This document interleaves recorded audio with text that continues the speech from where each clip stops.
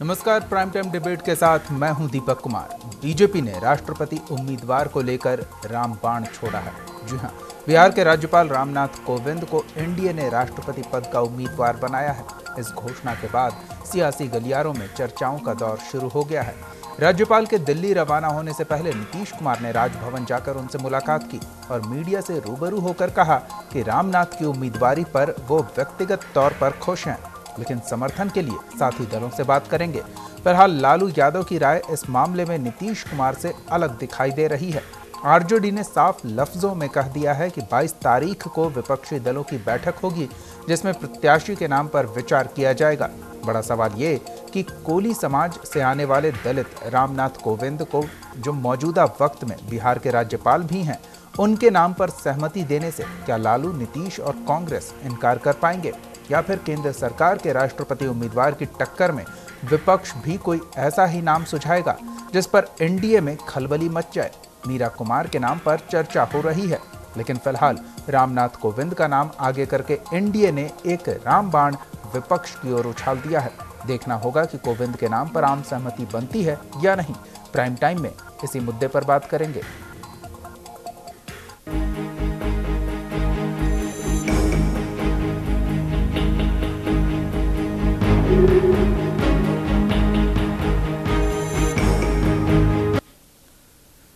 बिहार के मौजूदा राज्यपाल रामनाथ कोविंद को एनडीए ने राष्ट्रपति का उम्मीदवार बनाकर बड़ा दांव खेला है।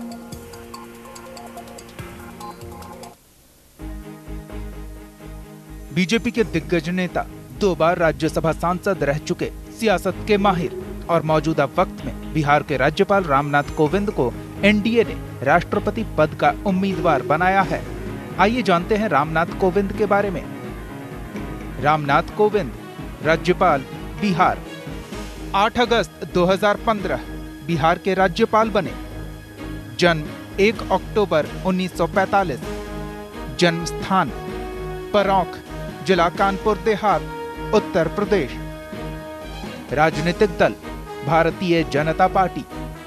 शैक्षिक योग्यता वकालत की उपाधि। धर्म हिंदू, कोली। रामनाथ कोविंद के नाम पर मुहर लगाकर एनडीए ने बड़ा दांव खेला है। अनुसूचित जाति में आने वाले रामनाथ कोविंद बीजेपी का बड़ा चेहरा हैं। वो बीजेपी के राष्ट्रीय प्रवक्ता भी रह चुके हैं। बीजेपी के राष्ट्रीय अध्यक्ष अमित शाह ने रामनाथ कोविंद के नाम का ऐलान किया और हमने आज भारतीय जनता पार्टी ने श्री रामनाथ जी का नाम पार्लियामेंट्री बोर्ड ने तय किया है। तो एनडीए के सभी साथी दलों की ओर से श्री रामनाथ कोविंद जी राष्ट्रपति पद के लिए प्रत्याशी होंगे। नाम तय करने से पहले भी हमने देश के सभी राजनीतिक दलों से चर्चा की है।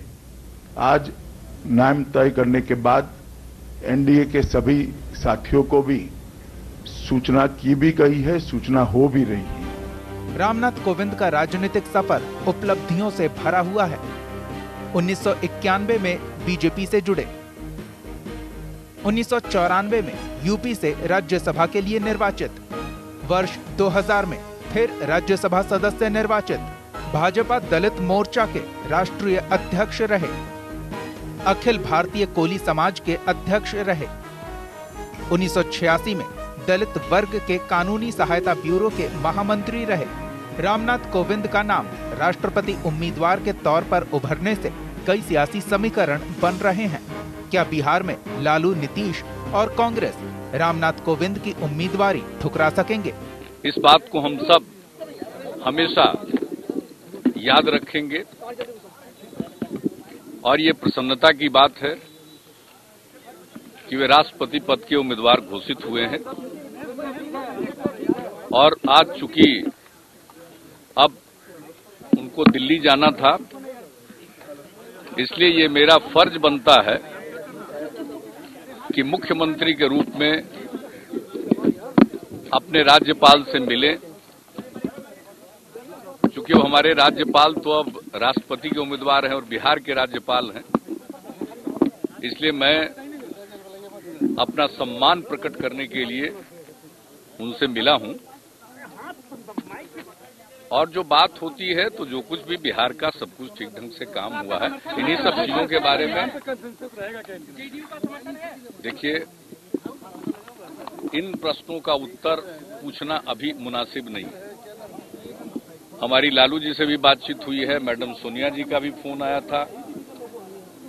मैंने अपनी जो फीलिंग है उससे अवगत भी कराया है, लेकिन इन सब चीजों पर आगे बातचीत होगी। मेरे लिए व्यक्तिगत रूप से ये प्रसन्नता की बात है कि हमारे बिहार के राज्यपाल देश के राष्ट्रपति पद के उम्मीदवार घोषित हुए। बड़ा सवाल ये भी है कि गेंद अब कांग्रेस और विपक्ष के पाले में है। हो सकता है सोनिया गांधी और तमाम विरोधी पार्टियां कोई ऐसा नाम राष्ट्रपति पद के लिए आगे बढ़ाएं जिस पर बीजेपी भी इसी तरह की दुविधा में पड़ जाए, जिस दुविधा में इस वक्त लालू नीतीश होंगे। Special desk, news India. NDA की ओर से रामनाथ कोविंद के नाम पर राष्ट्रपति पद के उम्मीदवार के तौर पर मुहर लगने के बाद पक्ष और विपक्ष के रिएक्शन आने लगे हैं। बीजेपी ने जहां इस फैसले का स्वागत किया है, वहीं जेडीयू ने आम सहमति पर चर्चा की बात कही। एनडीए नेतृत्व और खास करके नरेंद्र भाई मोदी जी और अमित शाह जी के बारे में ये प्रायः बातें कही जाती थी कि ये शेड्यूल कास्ट के विरोधी हैं, और इसी भावना से प्रेरित होकर के हम प्रधानमंत्री जी से और अमित शाह जी से, एनडीए के नेतृत्व से सदा गुजारिश करते रहे थे कि किसी शेड्यूल कास्ट को आप राष्ट्रपति पद के लिए नामित करें तो ज़्यादा अच्छा रहेगा। हम धन्यवाद देते हैं कि हमारी उस बात को उन्होंने मान लिया, और आज पार्लियामेंट्री बोर्ड ने हमारे रामनाथ कोविंद जी जो राज्यपाल बिहार के हैं उनको नामित किया। इससे एक तीर से दो शिकार हो गई। सबसे पहली बात कि जो एनडीए पर और भाजपा पर ये चपकाया जाता था कि साहब शेड्यूल कास्ट विरोधी हैं, उनका मुंह आज बंद हो गया। और दूसरी बात कि रामनाथ कोविंद का जहां तक सवाल है, बहुत इफिशिएंट, काबिल, विद्वान, सबसे मिलने वाले और कार्यकुशल आदमी हैं।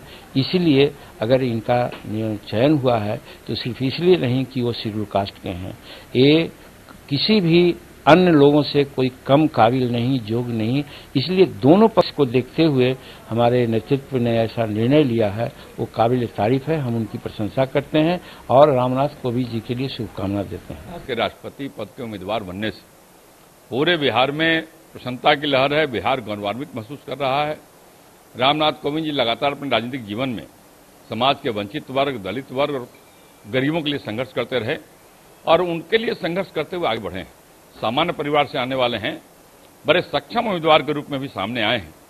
मैं समस्त राजनीतिक दलों से अनुरोध करूंगा कि रामनाथ कोविंद जी को अपना समर्थन दें और सर्वसम्मति से उनको राष्ट्रपति पद पर बिठाएं।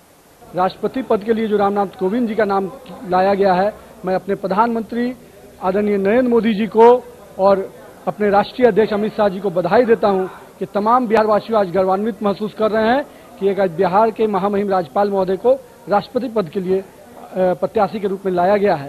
और मुझे उम्मीद है कि बिहार में भी दलगत भावना से ऊपर उठकर माननीय मुख्यमंत्री जी और लालू जी और कांग्रेस के नुमाइंदे आज दलगत भावना से ऊपर उठकर एक समर्थन व्यक्त करेंगे, ताकि बिहार को सम्मान मिल रहा है, इसमें अगर नीतीश कुमार जी चूक गए तो जीवन भर अपने आप को माफ नहीं कर पाएंगे। एनडीए ने राष्ट्रपति के चुनाव के लिए जो सभी दलों के साथ बातचीत की है, तो बिना नाम लिए वो समर्थन चाहते थे। तो मेरा इस पर सीधे दृष्टि थी कि उनको नाम पहले बताना चाहिए था, उसके बाद सब लोग तय करते। और यूपीए और जनता दल यू हम लोग सब बैठेंगे, हमारे शीर्षस्थ नेता लोग, और उसी में तय होगा कि हम लोग को क्या निर्णय लेना चाहिए, क्या निर्णय लेना चाहिए। सवाल व्यक्ति का नहीं है, सवाल है नीति का, सवाल है नैतिकता का, सवाल है देश के निर्माण का, सवाल है देश के जो वंचित समाज है उसको आगे बढ़ाने का। ये सारे सवाल हैं। इन सारे सवालों को केंद्र बिंदु बना करके इन चीजों पर हमारे नेता, शीर्षस्थ नेता विचार करेंगे और निश्चित रूप से इस पर उचित निर्णय लेने का काम करेंगे।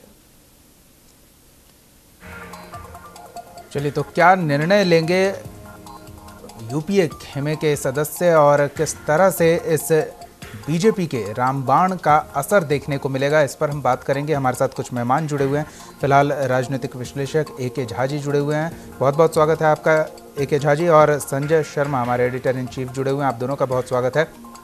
सबसे पहले ए.के. झा जी, आपसे ये जानना चाहेंगे किस तरह से देखते हैं राष्ट्रपति पद के उम्मीदवारी की जो घोषणा की गई है बीजेपी की ओर से? देखिए, जिस तरह से भारतीय जनता पार्टी को पूर्ण बहुमत, अगर पूरा विरोध ही खेमा एक हो जाता तो उसके बाद पूर्ण बहुमत अपने बूते होने में थोड़ी कमी हो रही थी जी। तो उसका निष्पादन तो कुछ पहले हो ही चुका था, क्योंकि कई प्रांतीय पार्टियों ने ये अपनी तरफ से भारतीय जनता पार्टी को सपोर्ट देने की बात कर दी थी। बावजूद इसके अगर भाजपा ने बिहार के राज्यपाल राम कोविंद जी को जब चुना है तो ये एक बहुत ही बड़ी बात है, इसलिए कि यहाँ भाजपा को किसी भी रूप में भाजपा के जो उम्मीदवार थे और होने थे, जो भी होने थे, वो जीतते, क्योंकि कई प्रांतीय पार्टियों का समर्थन इन्हें पहले से मिल चुका था। लेकिन बावजूद इसके इन्होंने कोविंद जी का नाम देकर के एक बहुत बड़ी बात की है। इससे समाज में जो कई बात ऐसे कभी कभी लोग निकाल लेते हैं जिसमें सामाजिक विषमता की बात या समाज में वैमनस्यता की बातें जातीय आधार पर लोग करते हैं, तो उसका काट एक बहुत ही मजबूत तरीके से भाजपा ने रखा है। और मुझे लगता है कि विरोधी पार्टी को और विरोधी खेमे को इनका विरोध करना महंगा पड़ेगा और कई पार्टियों को मजबूरी बस इनके साथ आना पड़ेगा। बिल्कुल। संजय जी, अयोध्या के राम बीजेपी के लिए लॉन्ग टर्म प्लान है, लेकिन ये कानपुर के राम काफी प्रभावी हैं। हालिया समय में अगर देखें तो राष्ट्रपति चुनाव के प्रक्रिया के दौरान जिस तरह के विरोध हो रहे थे और जिस तरह से विपक्षी एकजुटता दिख रही थी, उसमें ये कानपुर के राम काफी प्रभावी हो सकते हैं। जी, मैं इसमें दो मुझे नजरिए समझ में आ रहे हैं जी। एक तो ये मैं विचार करने की कोशिश कर रहा हूं कि क्या इन पे आम सहमति बन सकती है। आम सहमति की स्थिति दबाव से बनने की बात लगती है, लेकिन मुझे फिर भी शंका है, क्योंकि बहुत लोग ये नहीं जानते कि जो कोविंद साहब हैं वो आरएसएस की बैकग्राउंड उनकी रही है। और हालांकि ये बात अलग है कि वो कभी फ्रंट पे नहीं आए, लेकिन उन्होंने पीछे पर्दे के पीछे काफ़ी आरएसएस में बड़ी जिम्मेदारियां निभाई हैं, जिनमें से वो नगर कार्यवाह रहे हैं। और वो तीसरा एक लेवल होता है जिसके एग्ज़ाम पास करके आप वो टीचर्स और वो होते हैं, स्वयंसेवक होते हैं, उस लेवल के ये हैं जिसमें आडवाणी जी, वाजपेयी जी, इस तरह के लोग होते थे जी। तो इनका जो आरएसएस वाली पृष्ठभूमि है वो कहीं ना कहीं चुनाव के दौरान उठेगी विचार करते हुए। लेकिन दूसरी तरफ जिनका जो व्यक्तित्व है वो बहुत ही इस तरह का रहा है जहाँ कोई विवादास्पद नहीं रहे, कभी इनकी कोई इस तरह की चर्चा नहीं रही, जैसा कि आमतौर पर आरोप लग जाता है आरएसएस की वजह से, कोई बयान देने की वजह से। बहुत ही सौम्य और अच्छा इनका स्वभाव है। इसके अलावा हमें एक और बात विचार करनी पड़ेगी, एक सोशल डायनेमिक्स को बीजेपी ने समझ के ये तय किया और वो ही उनकी पूरी राजनीतिक जीत का समीकरण बनता नजर आ रहा है जी। जो मायावती हैं उनकी एक जाति है और जिसका दबदबा बहुत साल उत्तर प्रदेश में या हर जगह जो दलित समाज है उसका नेतृत्व मायावती की जाति करती है, वो चाहे कहीं भी हो, वो महाराष्ट्र में हो तो उसी तरह की जातियां करती हैं। बीजेपी ने एक उसी समाज, उसी संगठन, उसी में से ग्रुप में से एक जाति को उठा लिया जिसका बहुत ज्यादा नंबर नहीं है जी। और नंबर नहीं है तो वो जो दलित के खिलाफ भी लोग बात करते हैं वो भी उनका विरोध नहीं कर पाते। और मायावती के लिए मुश्किल ये हो जाएगी कि ये सारी वो किसी एक दलित जाति को छोड़ नहीं सकती। मुझे लगता है मायावती तो पूरी तरह से घिर गई हैं, अब उनके पास कोई रास्ता नहीं है। अगर वो इनका समर्थन नहीं करती हैं तो स्थिति ये बनती है कि उन पर आरोप लगेगा कि वो सिर्फ अपनी जाति की बात करती हैं जी। तो और मायावती का नंबर अच्छा, हालांकि चुनावी तौर पे मायावती बहुत सफल नहीं हो पा रही। एक भविष्य में जो बीजेपी की राजनीति है उसका भी इससे अंदाजा लग रहा है कि उनके दिमाग में यूपी कितना बड़ा, 2019 के इलेक्शन के लिए यूपी बिहार कितने बड़े मुद्दे हैं, किस गंभीरता से उस पर विचार कर रहे हैं। तो रामनाथ कोविंद बिल्कुल उसमें परफेक्टली फिट होते हैं उस गणित में। तो एक तरह से कहें कि यूपी की जनता ने बीजेपी को जो तोहफा दिया है उसका रिटर्न गिफ्ट शायद मिल रहा हो, क्योंकि स्थानीय तौर पर लोग काफ़ी उत्साहित होते हैं कोई बड़ा नाम जुड़ता है। तो हमारे साथ डॉक्टर इजहार अहमद जुड़ चुके हैं, जेडीयू नेता हैं, साथ ही सरोज तिवारी कांग्रेस नेता जुड़ चुके हैं। आप दोनों का भी बहुत बहुत स्वागत है। सबसे पहले तो आप दोनों की प्रतिक्रिया चाहेंगे। डॉक्टर इजहार अहमद जी, राष्ट्रपति पद के लिए एनडीए उम्मीदवार के तौर पर रामनाथ कोविंद का नाम प्रस्तावित किया गया है।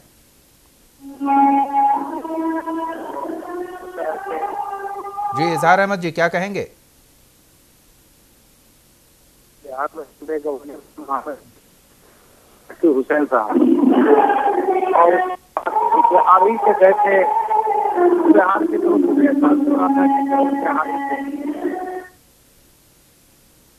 जी आवाज स्पष्ट नहीं आ पा रही है इजहार अहमद जी, हम दोबारा आपसे जुड़ते हैं। फिलहाल सरोज जी की प्रतिक्रिया ले लेते हैं। सरोज जी क्या कहेंगे?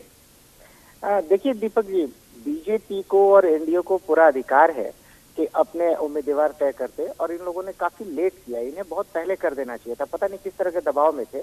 महामहिम राज्यपाल बिहार रामनाथ कोविंद जी को इन लोगों ने उम्मीदवार बनाया है, उनकी उम्मीदवारी हर तरीके से ठीक लगती है मुझे, लेकिन मुझे एक ही दिक्कत लगता है, मुझे दिक्कत ये लगता है कि राष्ट्रपति पद बहुत बड़ा पद होता है, उस हिसाब से मुझे ये नाम थोड़ा छोटा लगा। और उसके बाद लेकिन दलित भी हैं और बहुत कुछ सोच के बीजेपी ने रखा, थोड़ी बीजेपी की मजबूरी भी मुझे इसमें दिखी। मजबूरी ये दिखा कि वो सबकी, और एक डर भी दिखा कहीं ना कहीं कि क्या हम इस तरह से कुछ दूसरे छोटे दलों को अट्रैक्ट कर सकते हैं अपनी तरफ। उनका अपना भरोसा अपने दल के राज्य और अपने घटक जो एनडीए के घटक हैं उन सब पे भरोसा उतना नहीं दिखा। अगर दिखता, मैं उम्मीद कर रहा था कुछ बड़ा नाम दिखता, और कुछ बड़ा नाम दिखता, उतना बड़ा नाम मुझे दिखा नहीं। हालांकि रामनाथ कोविंद जी बहुत सौम्य है, मैं इस बात से सहमत हूँ। उन्होंने कभी राज्यपाल रहते हुए भी विवाद नहीं किया, जैसे कि अमूमन बीजेपी के या कई सत्ताधारी दल के राज्यपाल करते हैं। बीजेपी के राज्यपाल जैसे जिस तरीके से अरुणाचल प्रदेश में किया, जिस तरीके से उत्तराखंड में करने की कोशिश की, जिस तरीके से हिमाचल प्रदेश में करने की कोशिश की, ऐसा कुछ भी नहीं किया, जबकि बीजेपी की गैर बीजेपी दल सत्ता में यहाँ है। जी महागठबंधन का सत्ता है, लगातार नीतीश कुमार चीफ मिनिस्टर भी हैं, लेकिन उसके बावजूद भी कभी राज्यपाल ने कभी कोई किसी तरह का विवाद आने नहीं दिया। और इस वजह से तो मुझे ये नाम ठीक लगता है, लेकिन फिर भी मुझे ये नाम थोड़ा अब देखना होगा कि दूसरा नाम कोई। सरोज जी कुछ उदाहरण देंगे क्या? एक दो नामों के उदाहरण, जैसे कुछ बड़े नाम हो सकते थे जिस तरीके से हम लोग उम्मीद कर रहे थे, हो सकता है लालकृष्ण आडवाणी होते, हुकुमदेव नारायण यादव होते, ऐसे नाम जिनका विरोध करना कांग्रेस के लिए आसान होता। सरोज जी आपने देर से, बीजेपी द्वारा देर से नाम दिए जाने की बात कही, लेकिन कांग्रेस के विरोध विपक्षी खेमे की ओर से भी तो कोई नाम अब तक नहीं आया है। नहीं दीपक जी, मेरी बात समझ लीजिए कि किसी पार्टी के विरोध करने या नहीं करने का नहीं है। राष्ट्रपति जो चुना जाएगा वो देश का राष्ट्रपति होगा, ठीक है। और उसके बाद अगर किसी का नंबर बनता है और वो सत्ता में भी है, उसका अभी लगता है कि नंबर उसके पास संख्या है, बल है, तो वो अपनी तरफ से बेस्ट कैंडिडेट देता है, जिसको ज्यादा से ज्यादा राजनीतिक अनुभव होता है। राजनीतिक विषम परिस्थितियों में भी किस तरीके से राजनीति की जा सकती है, किस तरीके से राष्ट्रपति कर सकते हैं, उनको अगर विदेश में जाते हैं तो विदेश में किस तरीके से बात कर सकते हैं, शायद रामनाथ कोविंद जी की प्रतिभा को कम आंक रहे हैं। रामनाथ कोविंद जी को विदेश में जाते देखते हुए मुझे ये लगेगा जरूर, अगर जो काम आडवाणी जी कर सकते थे जितने बेहतरीन तरीके से, मुझे नहीं लगता कि उतने बेहतरीन तरीके से रामनाथ कोविंद जी कर लेंगे। लेकिन हम आपको बता दें सरोज जी, कई देशों का ये दौरा कर चुके हैं। राष्ट्रपति करते हैं, बिल्कुल करते हैं। नहीं, रामनाथ कोविंद जी भी कई देशों का दौरा कर चुके हैं, जिस तरह से आप संभावना जता रहे हैं कि थोड़ी नहीं। देखिए, दौरा तो बहुत सारे मेयर भी कर चुके होते हैं। मैं उस दौरे की बात नहीं कर रहा, मैं योग्यता की बात कर रहा हूं कि अगर आपको मैं अयोग्य भी नहीं कह रहा, मैं ये कह रहा हूं कि इनसे भी ज्यादा योग्य अगर कैंडिडेट राष्ट्रपति पद के लिए मिलते, मुझे लगता है कि ज्यादा संतुष्टि मिलती। मैं एक बिहारवासी होने के नाते, बिल्कुल आपके शब्दों के पीछे क्या मायने हो सकते हैं, ये एके झा जी से समझ लेते हैं। कह रहा एके झा जी, कांग्रेस के लिए इन शब्दों जो अभी सरोज जी ने इस्तेमाल किया कि थोड़े और बड़े नाम उम्मीद कर रहे थे और काफी देर से नाम सामने आए, क्या मायने समझे जा सकते हैं पूरे विपक्षी खेमे की एकजुटता के तौर पर अगर देखा जाए तो इन शब्दों के मायने?